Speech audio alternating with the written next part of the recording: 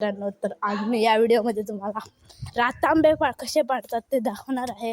आणि गावात आमच्या रातांबे पाडत आहेत आमचेच. आता मी निघालो आहे आमच्या घराकडून आमच्या जमिनीकडे जायला. दुसरे पण ते आमचेच घर आहे, तिथे आम्ही रातांबे पाडणार आहोत. आता तिथे एक टोप रातांबे पाडलेले आहेत आणि आम्ही आता पाडणार आहोत रातांबे. तिथं माझी आजी पण आहे आणि माझा छोटा भाऊ पण आहे, त्याचं नाव देवर्ष. आता मी उन्हातून चाललो आहे, त्यामुळे तुम्हाला माझा चेहरा नीट दिसत नसेल, तर तुम्ही बघू शकता. मी आता चाललो आहे. हे आमचे दुसरे घर आणि आता आम्ही तिथेच रातांबे काढणार आहेत. माझा छोटा भाऊ तो रातांबे गोळा करत आहे आणि आता पोचलेलो आहे तिथे, तर तुम्ही बघू शकता. आलेलो आहे इथे. भाऊ तुझं नाव सांग, नाव सांग. रातांबे. हां, रातांबे जमा केलेले आहेत, दाखव. हां, हे आहे रातांब्याचं झाड आणि हे जमा करण्यासाठी आता हे एवढेच झालेत. मगाशी खूप जमा केलेले. ही आजी इथं बसले, हिनेच पाडलेले ते रातांबे.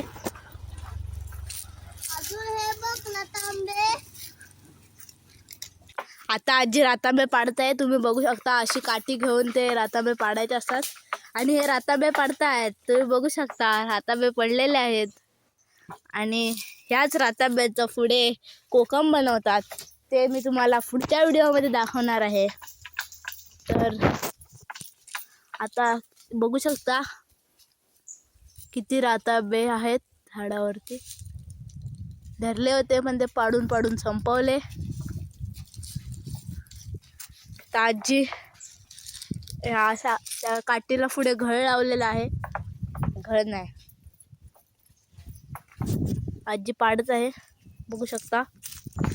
हे आहे आमचं घर आणि या घराच्या आजूबाजूला असे रातांबे, काजू, नारळ आणि पाठच्या बाजूला फणसाची झाडं आहेत. हे चिकूचं झाड आहे, तर तसेच हे पेरूचं झाड आहे. असे आजूबाजूला घराच्या झाडं आहेत आणि तुम्ही बघू शकता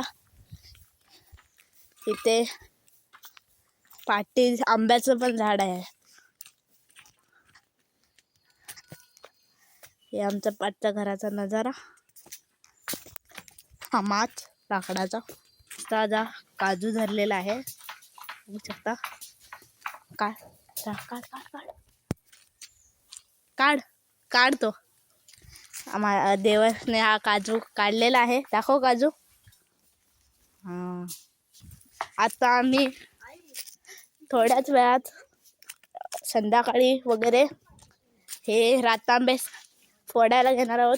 ते फोडल्यानंतर त्याला सुकवून त्याचे कोकम तयार करतात आणि त्याच्यातला जो रस असतो त्याच्यात आपण पितो, ते थंडगार कोकम सरबत तयार करतात. आणि त्याची प्रोसेस मी तुम्हाला पुढच्या व्हिडिओमध्ये दाखवणार आहे.